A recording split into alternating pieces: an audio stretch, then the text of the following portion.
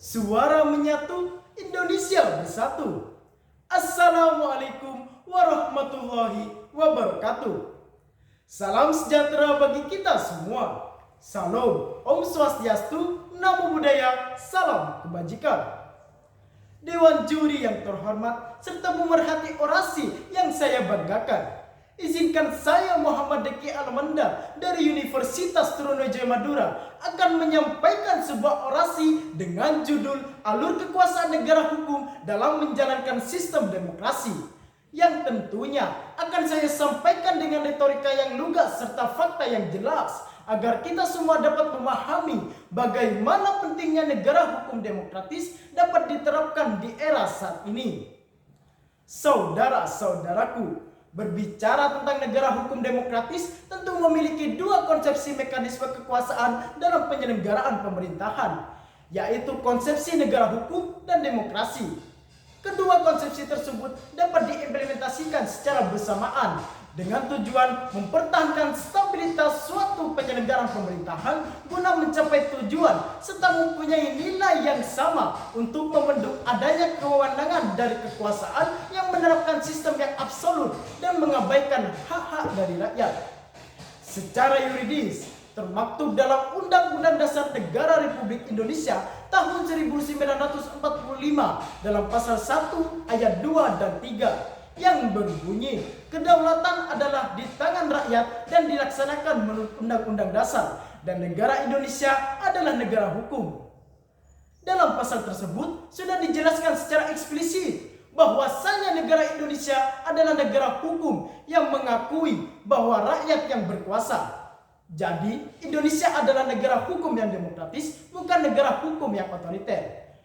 Koneksitas yang terbangun antara negara hukum dan demokrasi terjadi manakala suatu negara menegakkan prinsip-prinsip demokrasi yang berlandaskan hukum melalui penyelenggara pemerintahan ingin mengambil keputusan mencerminkan kehendak rakyat.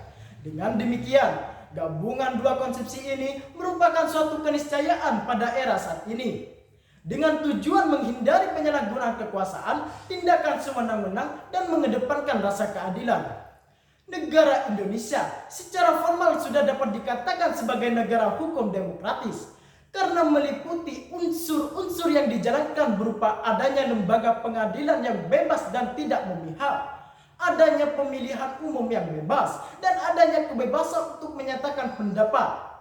Namun, dalam negara hukum demokratis harus diatur dan dibatasi oleh aturan hukum.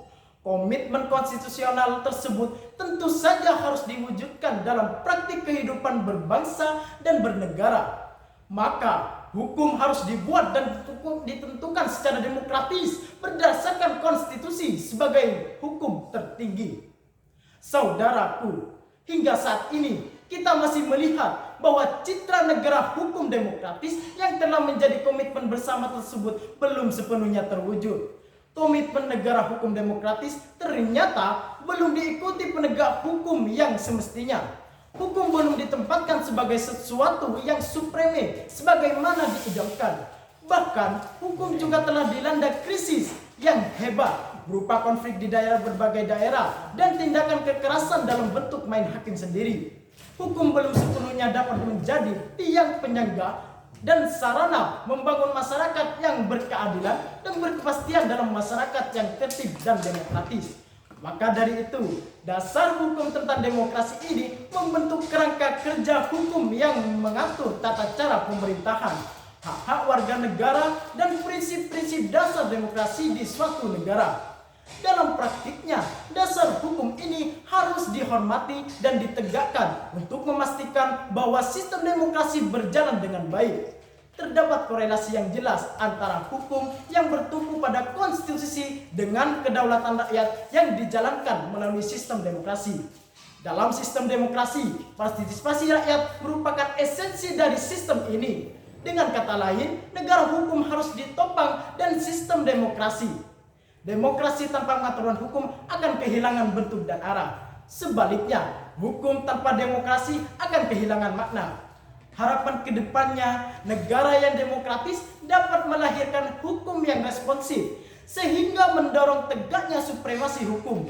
Jika negara melakukan kewenangannya secara otoriter, maka akan melahirkan hukum yang ortodoks, baik dalam pembuatannya maupun dalam penegakannya.